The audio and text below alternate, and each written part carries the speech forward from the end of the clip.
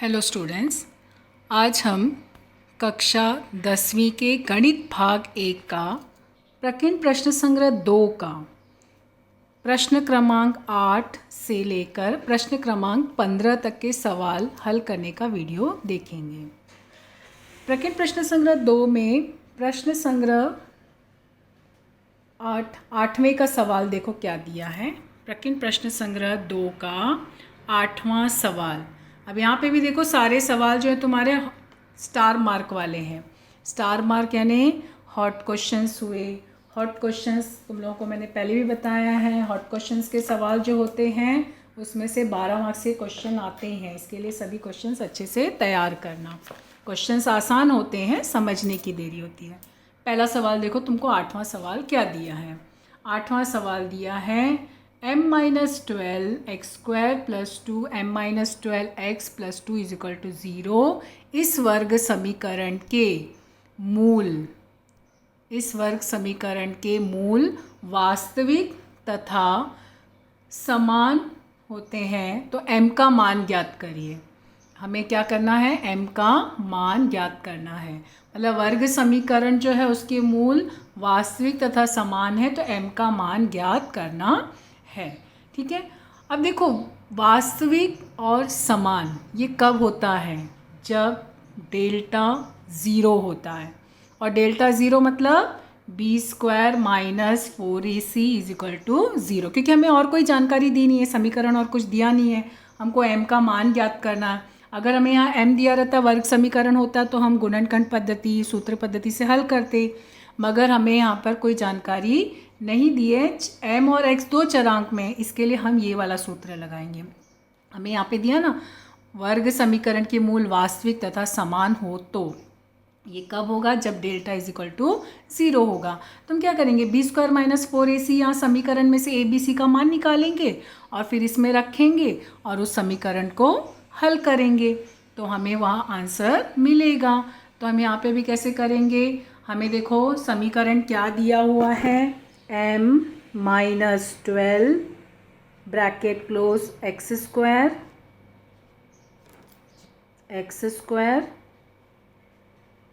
Plus 2 bracket में लिखा है m-12x + 2 = 0। ये हमारा समीकरण है। 8वां सवाल है ये प्रकीर्ण प्रश्न संग्रह 2 का।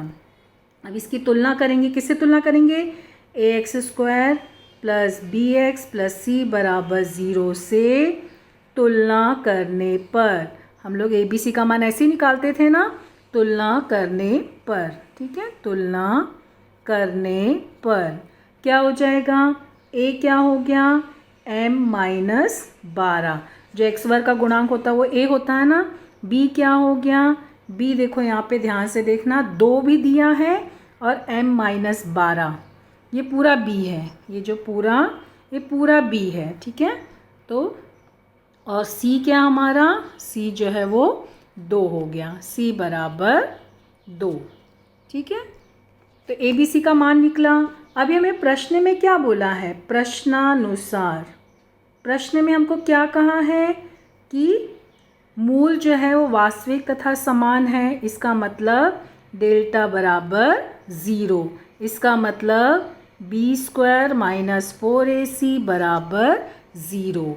तभी b क्या हमारा 2, m-12 ये पूरे का वर्ग, ये पूरा b² b है ना, तो b² - 4, a क्या है m-12, c क्या है 2 = 0। ये समीकरण बना। अब इसको कोष्टक हमें हल करना है। 2 का वर्ग कितना हुआ, 4, m-12 का वर्ग कितना हुआ, सूत्र लगाओगे ना a - b का, तो m² मतलब a² - 2ab - 2 × 12 कितना हुआ, 24m प्लस 12 का वर्ग कितना हुआ, 144। ये पहला कोष्टक। यहाँ पे देखो, यहाँ पे आगे क्या कोष्टक दिया है, 4 × 2 8, m-12 = 0। ठीक है, हमने यहाँ पे क्या किया, पहले जो हमको समीकरण दिया था हम वो समीकरण लिखे। समीकरण लिखने के बाद उसकी तुलना किए, किससे, ax² + bx + c = 0 से। तो ए का मान मिला, बी मिला और सी मिला, सबके बीच में कॉमा लगाना। फिर प्रश्नानुसार हमने क्या लिखा, डेल्टा बराबर 0, तो बी स्क्वायर माइनस 4ac बराबर 0 हो गया। तो अब बी का मान लिखे, ए का मान लिखे, सी का मान लिखे। अब यहाँ पे हमें ये कोष्टक मिला। अब इसको भी आगे हल करेंगे, आगे हल करते जाएंगे तो हमें n चरांक में सवाल मिलेगा। तो अभी आगे हल करेंगे तो हमारा क्या हो जाएगा, हम जब कोष्टक खोलेंगे तो 4 से गुणा हुआ था ना, तो 4 गुणे, जब 4 से गुणा हुआ, 4 गुणे m स्क्वायर, 4m स्क्वायर हो जाएगा। 4 गुणे m स्क्वायर, 4m स्क्वायर हो जाएगा। फिर उसके बाद हमको माइनस था ना, माइनस 24m था, तो 4 गुणे 24, 96m हो जाएगा। फिर उसके बाद 4 गुणे 144 था ने, प्लस 5, 76, 576। ठीक है, इसके साथ कोई चरांक नहीं था, ये ऐसे ही रहेगा। फिर आगे का कोष्टक क्या था हमारा, माइनस 8 गुणे ना, 4 गुणे m, 8 गुणे m, और फिर उसके बाद वहाँ पे माइनस 12 था, तो यानी प्लस 12 गुणे 8, कितना हो जाएगा, 96 बराबर 0। ठीक है, अब यहाँ पर हम देखो क्या कट रहा है, क्या घट रहा है। 4m स्क्वायर ऐसे ही रहेगा क्योंकि इसके साथ कोई घटक नहीं है। माइनस 96m और माइनस 8m कितना हो जाएगा, माइनस 104m, 104m, और 576 प्लस 96 कितना हो जाएगा, 672 इज इक्वल टू 0। अब देखो क्या इसमें कोई चीज़ जो है तुम्हें कॉमन मिल रही है, कोई चीज़ ऐसा है जो हम मतलब हटा सकते हैं। यहाँ पे देखो 4 कॉमन है, तो हम क्या करेंगे, प्रत्येक पद को 4 से भाग देंगे, तो क्या हो जाएगा ये m स्क्वायर। फिर इसको भाग देंगे तो 4 गुणे 2 8 और 24 ना, 4 गुणे 6 24m।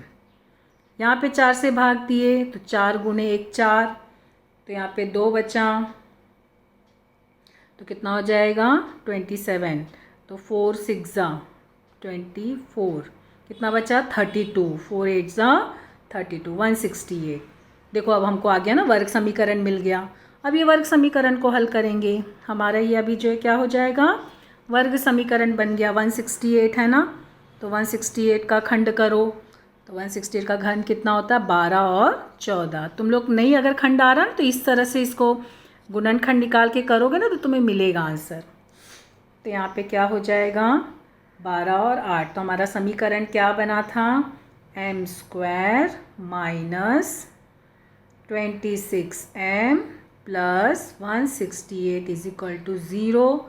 और हमने 168 का खंड क्या निकाला था, 12 और 14। तब इसको खंड करोगे तो क्या मिलेगा, m स्क्वायर माइनस 12m, ठीक है, माइनस 14m। क्यों दोनों माइनस लगा, देखो यहाँ प्लस है ना, प्लस होता है तो दोनों भी संख्या सेम होती है, लेकिन मध्य पद में माइनस है, इसके लिए दोनों भी minus, plus 168 is equal to 0। अब दोनों में कॉमन क्या है, m कॉमन है, तो m माइनस 12, यहाँ पे क्या कॉमन है, माइनस 14 कॉमन है, तो m माइनस 12 बराबर 0। दोनों में सब में क्या कॉमन है, m माइनस 12, और यहाँ m माइनस 14 बराबर 0।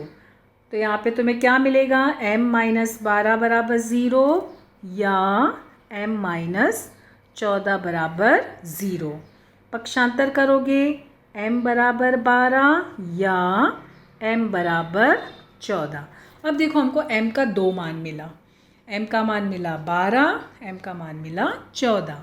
लेकिन दोनों, क्या दोनों हमारा मान सही होगा, क्या दोनों होगा मान, या कोई एक होगा। तो अब ये हम कैसे निश्चित करेंगे, हमें क्वेश्चन में दिया था ना, हमें क्वेश्चन में क्या दिया था, डेल्टा इज इक्वल टू 0 आना चाहिए, m का मान रखने पर ये 0 आना चाहिए। तो m का मान रखने पर देखो 0 मिल रहा है, m बराबर अगर 12 रखते हैं तो देखो यहाँ पर x वर्ग का गुणांक जो तुम्हारा समीकरण है ना, समीकरण में m माइनस 12 x वर्ग, ये हमारा समीकरण दिया है, प्लस 2 m माइनस 12 प्लस 2 बराबर 0, ये हमारा समीकरण, प्रश्न का समीकरण है। तो इसमें जब m का मान 12 रखोगे तो देखो 12 माइनस 12 0 हो जाएगा, यहाँ भी 12 माइनस 12 0 हो जाएगा। तो ये हमारा वर्ग समीकरण नहीं रहा, ये हमारा वर्ग समीकरण ही नहीं रहेगा ना, क्योंकि वर्ग समीकरण कब होगा, ax² plus bx plus c बराबर 0 के रूप में होना चाहिए और a जो है वो नॉट इक्वल टू 0 होना चाहिए। तो m का मान 12 नहीं होगा, तो m का कौन सा मान होगा, 14। ठीक है, तो यहाँ पे लिखना m not equal to 12, not equal to 12, क्योंकि वह वर्ग समीकरण नहीं होता, समीकरण वर्ग समीकरण नहीं रहेगा। तो इसलिए आंसर क्या होगा, m बराबर 14। कभी कभी दोनों भी हो सकते हैं, वो देखना, समीकरण में रख के देखना। तो यहाँ पे हमारा वर्ग समीकरण, तो m बराबर 12 नहीं होगा, m नॉट इक्वल टू 12। ठीक है, तो इस तरह से ये हमारा कौन सा सवाल हुआ, 8वां सवाल। अब हम आएंगे हमारे 9वें सवाल पे। 9वां सवाल देखो क्या दिया है, सब हॉट क्वेश्चंस ही हैं। किसी वर्ग समीकरण के दो मूलों का योगफल 5, देखो दो मूल बोला है, और उनके घनों का योगफल 35, तो वर्ग समीकरण कौन सा होगा, वर्ग समीकरण ज्ञात करना। मूल यानी जानते हो ना हम लोग, मूल यानी क्या होता है, हल। एक हम अल्फ़ा लेते हैं, एक हम बीटा लेते हैं। और हम समीकरण, वर्ग समीकरण कैसे पढ़े थे, x² फिर minus alpha plus beta x, ठीक है, प्लस अल्फ़ा गुणे बीटा बराबर 0। हम लोग ये पढ़े हैं ना, हमने क्या सीखा में भी पढ़े थे, पॉइंट्स तुमने उस पर सवाल भी हल किए थे। तो ये लेकर, सूत्र लेकर हम समीकरण बनाएंगे। तो अब हम इस सवाल को कैसे हल करेंगे, देखो यहाँ पे सवाल जो है ये तुम्हारा प्रश्न क्रमांक 9। देखो क्या किया है, एक को अल्फ़ा बीटा माना गया, एक अल्फ़ा एक बीटा। प्रश्न में क्या बोला है, मूलों का योगफल 5। हमें प्रश्न में देखो क्या बोला है, किसी वर्ग समीकरण के मूलों का योगफल 5 है और उनके घनों का योगफल 35 है। मूलों का योगफल यानी अल्फ़ा प्लस बीटा 5 है और उनके घन यानी अल्फ़ा घन प्लस बीटा घन बराबर 35 है। ये हमें प्रश्न में दिया है। फिर अभी हमें यहाँ पे समीकरण बनाना, तो समीकरण का हमारा सूत्र क्या है, समीकरण का हमारा सूत्र क्या है, हमको अल्फ़ा प्लस बीटा चाहिए और अल्फ़ा गुणे बीटा चाहिए। अल्फ़ा प्लस बीटा तो हमको मिल गया यहाँ से, अल्फ़ा प्लस बीटा हमको यहाँ से मिला, लेकिन अल्फ़ा गुणे बीटा हमको नहीं मिला है, तो हमें उसकी ज़रूरत है। तो वो कैसे आएगा हमारा, देखो ये जानकारी दी ना, इसके आधार पे हमने सूत्र पढ़ा है, हम लोग a प्लस बी का घन का सूत्र पढ़े ना, वो सूत्र लगाएंगे, a प्लस बी का घन। तो वो सूत्र यहाँ पे क्या होगा, हम लोग उसको देखो कैसे पढ़े थे, वो सूत्र था ना तुम्हारा a घन प्लस b घन प्लस, फिर तुम लोगों ने क्या लिया था, 3ab ब्रैकेट में a प्लस बी। ये सूत्र तुम लोग 8वीं में पढ़े हो। तो इसी सूत्र को यहाँ पे a और b की जगह पे क्या लगाया गया, अल्फ़ा और बीटा। अल्फ़ा प्लस बीटा का घन क्या हुआ, अल्फ़ा घन प्लस बीटा घन प्लस 3 अल्फ़ा बीटा और अल्फ़ा प्लस बीटा। तो ये सूत्र लेने की ज़रूरत नहीं, इसी सूत्र से हम हल कर लेंगे। तो हमारा देखो क्या हो गया यहाँ पे, ये हमको जो है क्या मिला, यहाँ पे मान रखे अल्फ़ा घन प्लस बीटा घन हमारे पास दिया हुआ है। अल्फ़ा घन प्लस बीटा घन हमको कितना दिया है प्रश्न में, 35, और अल्फ़ा प्लस बीटा हमको दिया है 5। अल्फ़ा गुने बीटा नहीं दिया, यहाँ पे ये 5 लिख दिए।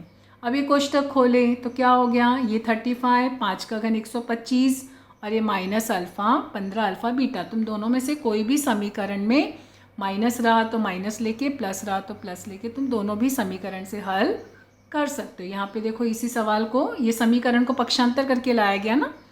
फिर यहाँ पे क्या हो गया, ये देखो यहाँ पर ये जो है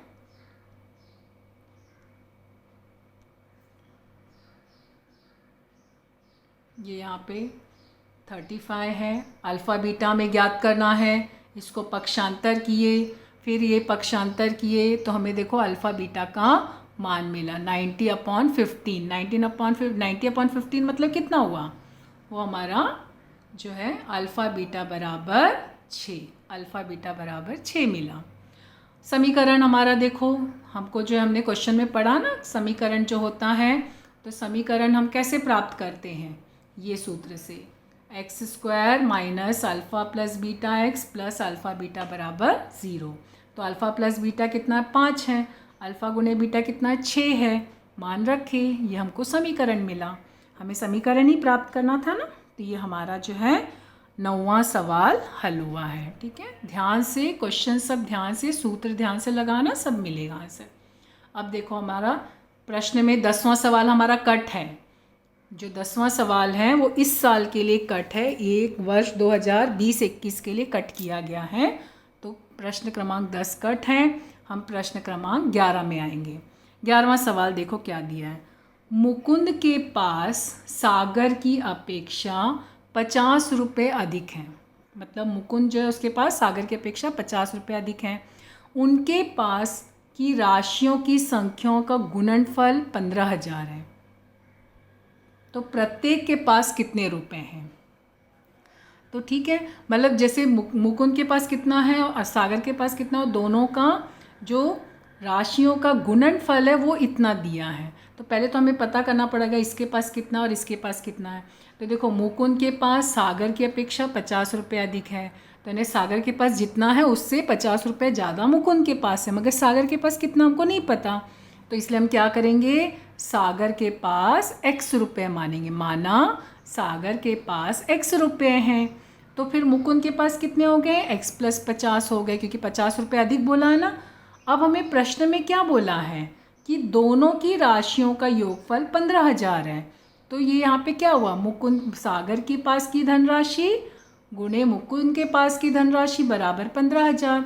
तो सागर का x माने थे और ये x + 50 मिला, तो ये हमारा समीकरण हुआ। अब हम इसको कोष्टक खोलेंगे, कोष्टक खोले तो क्या हुआ हमारा, x², ये 50x, ये मिला। फिर अब यहाँ पे इसको 15,000 को पक्षांतर किए तो माइनस हो गया। अब हम क्या करेंगे, इसको खंड करेंगे, 15,000 का गुणनखंड निकाला गया है, ये माइनस में है, इसके लिए एक संख्या प्लस है, एक संख्या माइनस है। लेकिन देखो बीच का चिन्ह क्या है, बीच का चिन्ह प्लस है ना, इसलिए बड़ी संख्या में प्लस है और छोटी संख्या में माइनस है। ठीक है, फिर उसके बाद देखो आगे का सवाल खंड किया गया है यहाँ पे। तो जब खंड हुआ तो इस तरह से लिखा गया है। फिर यहाँ पे कॉमन क्या है, इसमें x कॉमन है, इसमें क्या कॉमन है, -100 कॉमन है। तो दोनों में, अब दोनों में क्या कॉमन था, x + 50, x 150, तो x + 150 और बचा क्या, x - 100। अब यहाँ पे क्या करोगे, x + 150 = 0, दोनों कोष्टक अलग किए ना, या x - 100 = 0। पक्षांतर करोगे तो जो प्लस था वो माइनस हो गया, जो माइनस था वो प्लस हो गया। तब यहाँ पे x का मान क्या मिला, -150, और यहाँ x का मान मिला 100। लेकिन जो पैसे होते हैं वो माइनस में नहीं होते, इसके लिए x ≠ = 150। तो आंसर क्या आया, x = 100।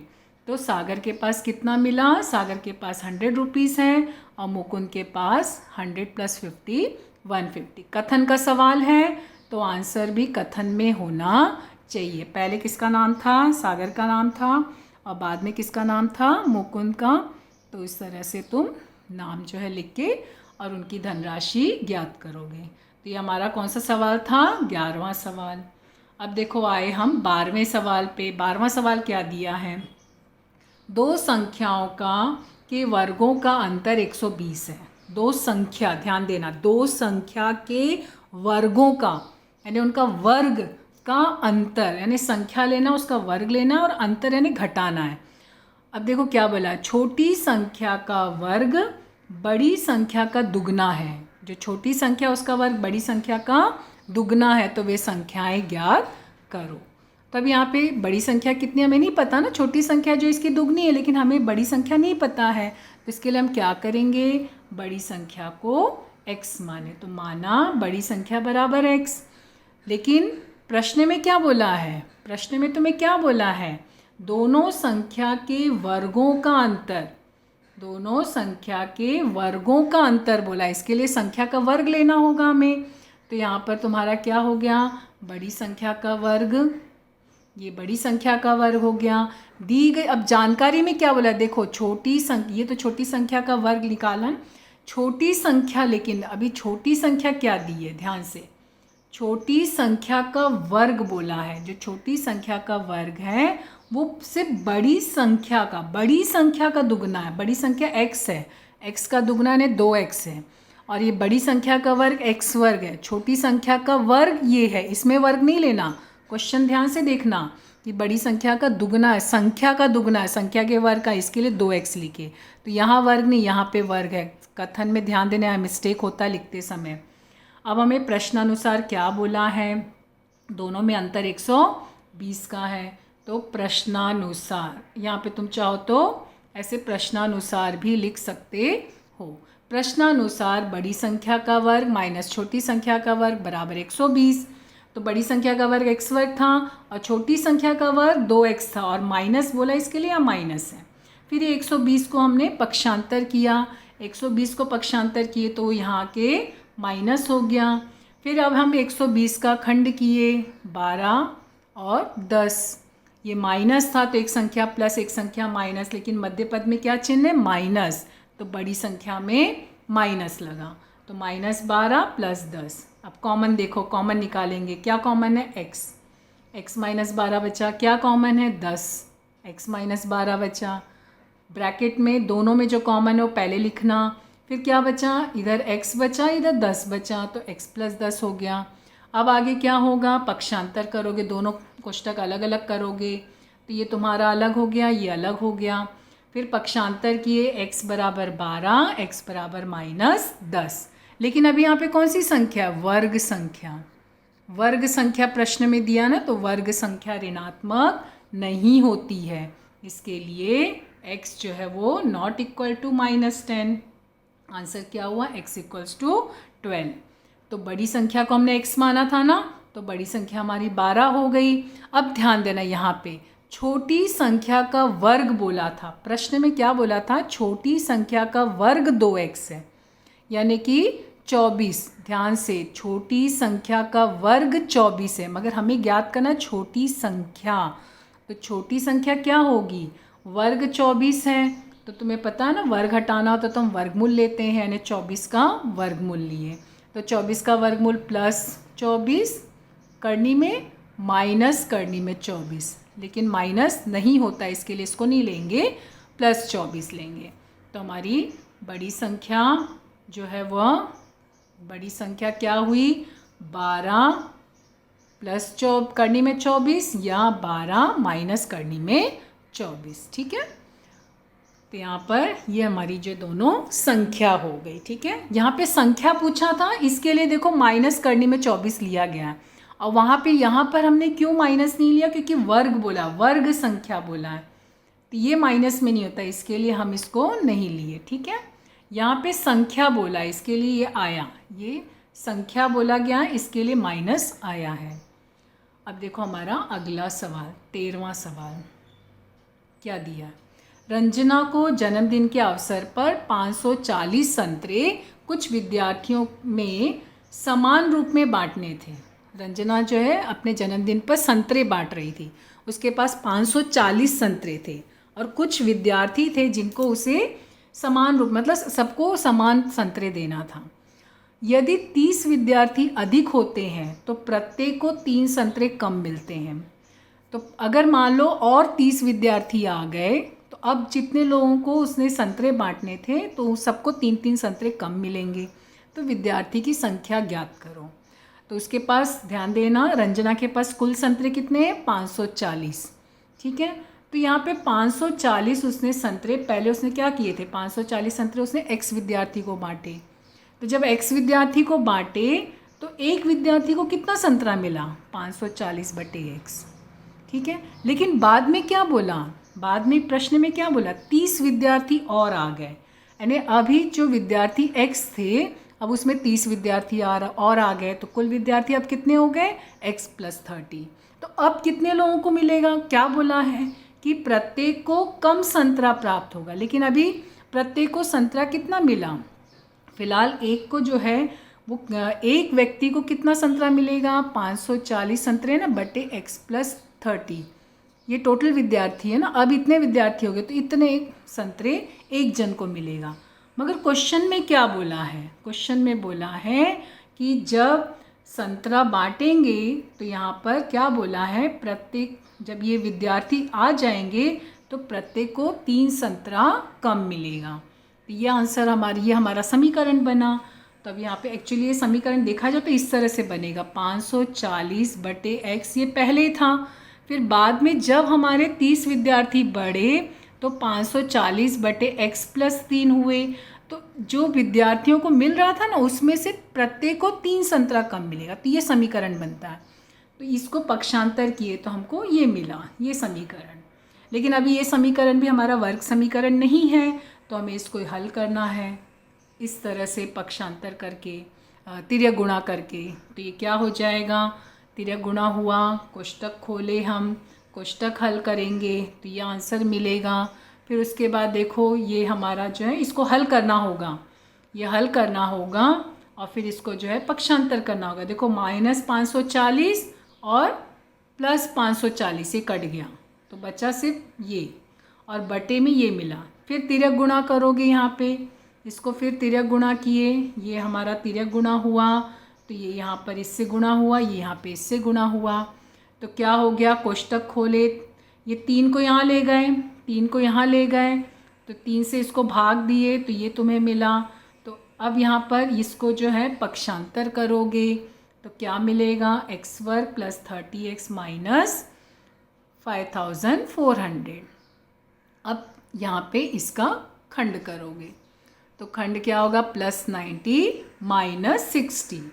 तो यहाँ पर देखो माइनस में ना तो एक संख्या प्लस हो एक संख्या माइनस, लेकिन मध्य पद में कौन सा चिन्ह है, प्लस, तो बड़ी संख्या में प्लस, इसलिए बड़ी संख्या में प्लस लगा है। अब यहाँ पे देखो ये हमने खंड करके लिखे, मध्य पद का खंड किए, तो जब मध्य पद का खंड किए तो ये मिला। अब इनमें क्या कॉमन है, इसमें क्या कॉमन है, x कॉमन है तो x + 90, इसमें क्या कॉमन है -60, तो ब्रैकेट में x + 90, दोनों में क्या कॉमन है, x + 90, इसके लिए पहले लिखे, बचा क्या यहाँ x और यहाँ पे -60, ये लिख दिए। अब ये दोनों को अलग अलग कर दिए, अब इनको अलग किए तो क्या मिला हमारा, x + 90 = 0, x - 60 = 0, पक्षांतर किए तो x बराबर -90, x बराबर 60। लेकिन विद्यार्थी की संख्या ऋणात्मक नहीं होती है, इसलिए x not equal to -90, तो क्या मिला, x = 60। ठीक है, तो अब विद्यार्थी की संख्या कितनी हो गई, हमें सिर्फ विद्यार्थी की संख्या निकालनी थी ना, तो विद्यार्थी की संख्या हो गई 60। प्रश्न में कथन का सवाल है तो आंसर भी कथन में ही आना चाहिए, कथन के सवाल है तो कथन में ही आंसर लिखना होगा। ठीक है, तो ये हो गया हमारा क्वेश्चन नंबर 13। अब हम आएंगे क्वेश्चन नंबर 14 पर।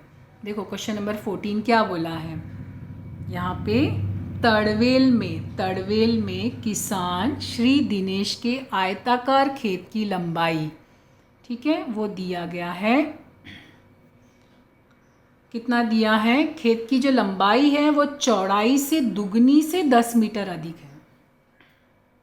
खेत की लंबाई चौड़ाई से 2 गुनी से 10 मीटर अधिक है, तो यानी जितनी चौड़ाई होगी चौड़ाई की दुगनी होगी और उसमें 10 मीटर अधिक होगी। तो लेकिन हमें चौड़ाई नहीं पता है तो हम क्या करेंगे, मानेंगे चौड़ाई को x, तो लंबाई कितनी हो गई, ये चौड़ाई को x माना ना, तो लंबाई कितनी होगी, देखो 2 गुनी, यानी 2 गुनी + 10, 2x + 10 हो जाएगा।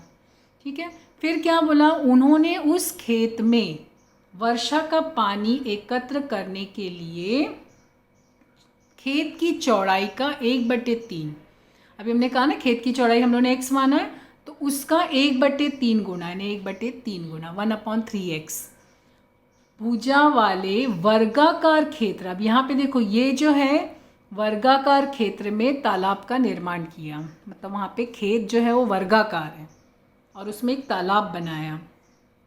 ठीक है, और वो तालाब जो है उसका ये कितना है, 1/3 गुना उसका भुजा है। मूल खेत का क्षेत्रफल, मूल खेत का क्षेत्रफल खेत में बने तालाब के क्षेत्रफल का 20 गुना होता है। तो उस खेत की लंबाई चौड़ाई खेत में बने तालाब के भुजा की लंबाई ज्ञात करो।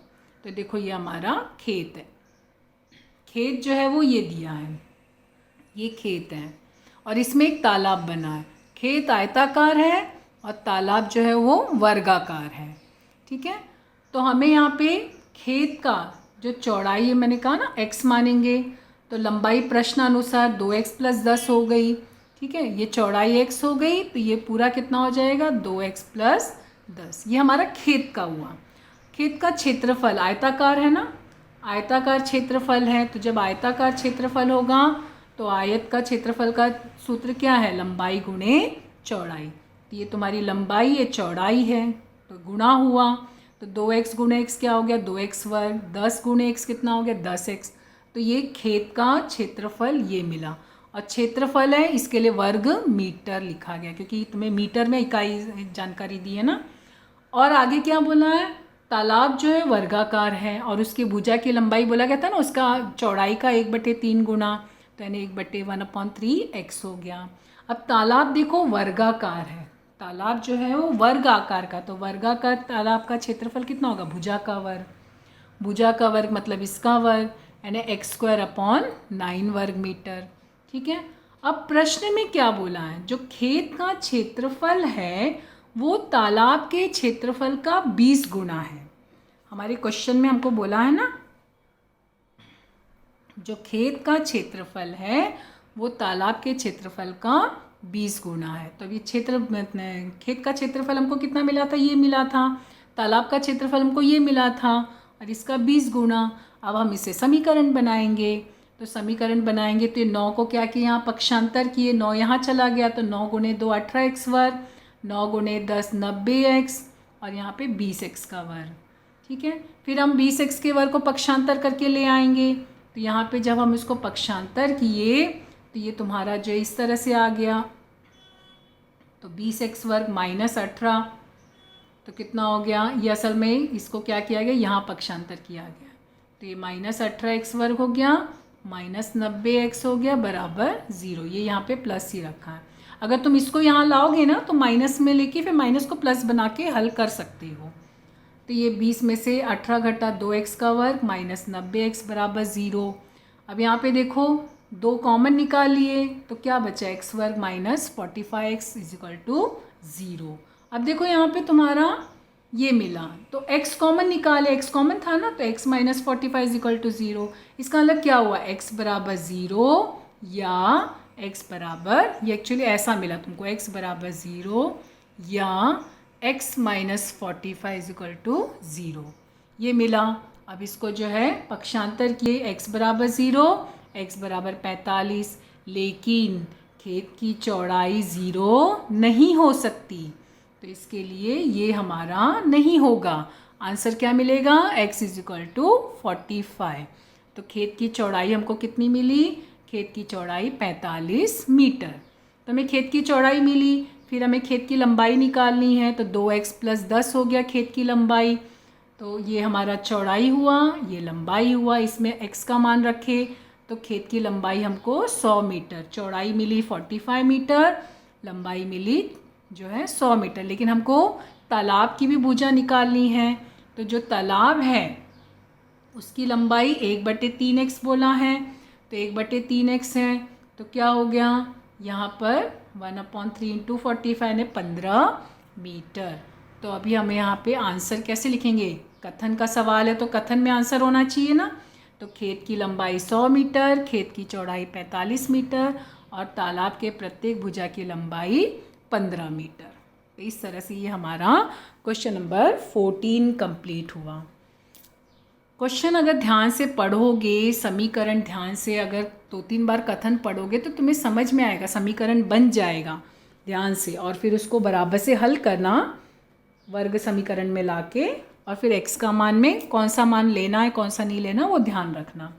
अब देखो लास्ट क्वेश्चन, एक टंकी को अब ध्यान से देखो, एक टंकी को 2 नल पूरा भरने में 2 घंटे लगते हैं। एक टंकी है, जब 2 नल से हम उसको पूरा भरते हैं उस टंकी को, तो 2 घंटे लगते हैं। और अगर अकेले छोटे नल से टंकी को भरने में लगने वाला समय बड़े नल से लगने वाले समय की अपेक्षा 3 घंटे अधिक लगते हैं। अगर केवल छोटे नल से हम टंकी भरेंगे तो जो बड़े नल से टंकी भरने के लिए जो समय लगेगा उससे 3 घंटे और ज़्यादा लगेंगे। एक बड़ा नल एक छोटा नल है, ठीक है। तो प्रत्येक नल को अकेले वो टंकी भरने के लिए कितना समय लगेगा, यानी छोटे नल को भरने में कितना समय, अगर खाली छोटे नल से टंकी को भर रहे हैं तो कितना समय लगेगा, या बड़े नल से भर रहे हैं तो कितना समय लगेगा, वो हमें ज्ञात करना है। तो हमें x मानना है। अभी हमको x किसको मानना है, छोटे नल को कि बड़े नल को, वो हम यहाँ पे कथन से लिखेंगे। देखो क्या बोला है, छोटे नल जो है उसको लगने वाला समय जो है वो बड़े नल को लगने वाले समय की अपेक्षा 3 घंटे अधिक है। तो यानी जो बड़े नल को जितना समय लगता है उससे 3 घंटा ज़्यादा लगेगा। मगर बड़ा नल को कितना समय लगता हमको पता है, नहीं पता है। इसके लिए हम क्या करेंगे, माना बड़े नल से टंकी को भरने में x घंटे लगते हैं, तो छोटे नल से टंकी को भरने में कितना लगेगा, बोला है ना 3 घंटे अधिक, तो x + 3 घंटे लगेंगे। क्योंकि तुमको समय बोला है और घंटे दिया है, इसके लिए इकाई लिखना है, अगर इकाई है तो लिखना है। फिर आगे क्या बोला है, अब देखो ये तो तुमको मतलब यहाँ पर इसका मतलब भी हमको क्या मिला कि x घंटे में बड़े नल से x घंटे में पूरी टंकी भरेगी और छोटे नल से पूरी टंकी x + 3 घंटे में भरेगी, ठीक है। लेकिन यहाँ पर प्रत्येक नल को अकेले टंकी भरने में कितना समय लगेगा, तब यहाँ पे देखो 3 घंटे अधिक लगने बोला ना, 3 घंटे। अब देखो 1 घंटे में मतलब पूरा टंकी भरने के लिए मान लो 1 घंटे में एक टंकी को कितना, बड़े नल को कितना लगा 1 घंटे में टंकी भरने के लिए 1/x, छोटे नल को 1 घंटे में कितना लगेगा 1/x + 3। तो वही 2 घंटे में अगर भरना है तो इतना लगेगा बड़े नल को और छोटे नल को। अब हमें क्वेश्चन में क्या बोला है, दोनों नल की सहायता से 2 घंटे में टंकी भरती है। देखो क्वेश्चन में क्या बोला है, पहला ही सेंटेंस कि एक टंकी को 2 नल में पूरा भरने से 2 घंटे लगते हैं। मतलब हम उस टंकी को अगर दोनों नल चालू करते हैं तो 2 घंटे में वो टंकी भर जाएगी। तो अभी हमको 2 घंटे में, इसीलिए हमने यहाँ पहले 1 घंटे का निकाला। 1 घंटे का क्यों निकाले, तब फिर हम इससे 2 घंटे का निकाल पाएंगे ना। तो 1 घंटे का में कितना, वैसे उसको पूरा टाइम जो है x + 3 और 2x लगता है 1/x, लेकिन 1 घंटे में लगने के लिए ये इस तरह से। लेकिन हमको 2 घंटा चाहिए था, तो 2 घंटे के लिए हमने 2 से गुणा किया 2/x + 3, और यहाँ पर इसको जो है 2/x लगा। एक को बड़े नल को 2/x, छोटे नल को 2/x + 3। अब क्वेश्चन में क्या बोला है, दोनों नल अगर हम चालू करते हैं, दोनों नल चालू करेंगे तो ये इतना समय में टंकी भर जाएगी। यानी कि हमारा क्या है समीकरण, दोनों नल की सहायता से एक टंकी भरने के लिए 2/x + 2/x + 3 = 1, ठीक है। ये एक टंकी भर, ये हो गया हमारा समीकरण। लेकिन ये समीकरण को अभी हमें हल करना है, तो हमें इसको वर्ग समीकरण के रूप में लाना है। तो हम क्या करेंगे, इसको तिर्यक गुणा करेंगे। तिर्यक गुणा किए, कोष्टक मिला, बटे में ये मिला, बराबर 1 है। फिर आगे हम इसको कोष्टक खोलेंगे, कोष्टक खोलेंगे तो हमको ये आंसर मिला 2x + 6 और यहाँ पे +2x, ठीक है। तो 2x और 2x कितना हो गया 4x + 6, और ये यहाँ पे था, इसको यहाँ ले गए तो ये पक्षांतर करके ये मिला। फिर सबको पक्षांतर किए तो हमें ये समीकरण मिला, ठीक है। तो यहाँ पे देखो ये समीकरण मिला। अब हमारा ये हो गया वर्ग समीकरण। ये माइनस में आया था ना, तो इसको हमको प्लस में करने के लिए क्या किया, माइनस से गुणा कर दिए, तो ये प्लस हो गया, ये प्लस माइनस हो गया, ये प्लस माइनस हो गया। अब इसका खंड करना, ये समीकरण को हल करना। तो क्या है -6, तो -6 का खंड क्या हुआ 3 और 2, लेकिन बीच में कौन सा चिन्ह है माइनस, तो बड़ी संख्या माइनस, छोटी संख्या प्लस। जो भी चिन्ह बीच मध्य पद में रहेगा ना वो बड़ी संख्या में लगाना। अगर ये माइनस रहा तो फिर यहाँ पे खंड किए तो तुम्हें खंड करने के बाद इसको जो है मध्य पद का खंड करना, तुमको ये आंसर मिला। यहाँ पे देखो बीच डायरेक्ट शॉर्ट किया गया है, शॉर्टकट नहीं अपनाना। तुम लोग क्या करना, x square minus 3x plus 2x is minus 6 is equal to 0।